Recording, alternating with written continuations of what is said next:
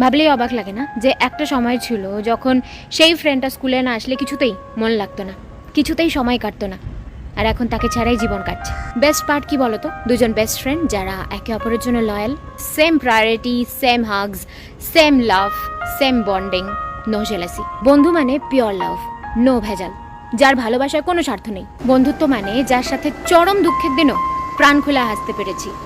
বন্ধুত্ব মানে যার সাথে খারাপ সময় অতটাও খারাপ কাটেনি। বন্ধুত্ব হোক এমন যে নতুন কাউকে পেয়ে পুরনো বন্ধুকে ভুলে যাবে না। বন্ধুত্ব হোক এমন যে বলবে ভাই তুই টেনশন করিস না, আমি কিছু একটা জোগাড় করছি। বন্ধুত্ব হোক এমন যে বলবে তুই টিউশন না গেলে আমিও যাবো না, তুই কলেজ ট্রিপে যাবি না তাহলে আমিও যাবো না, আমি একা গিয়ে কি করবো। বন্ধুত্ব এমন ভাবে করো যে লোকে তোমায় একা দেখলে জিজ্ঞেস করবে যে আরেকজন কই, তোর পার্টনার কোথায়। আমার বেস্টি মানে শুধুমাত্র আমার বেস্টি, অন্য কারণ না। ভালো থাকুক সেই সমস্ত বন্ধুরা যারা বন্ধু ছিল, আছে এবং আগামী দিনে যখন দাঁত ফোকলা হয়ে যাবে, সব দাঁত পড়ে যাবে, সেই ফোকলা দাঁতও একসাথে হাসবে, যে বলবে ভাই তুই চল আমি তোর সাথে আছি। আমার এরকম ফ্রেন্ডশিপ চাই।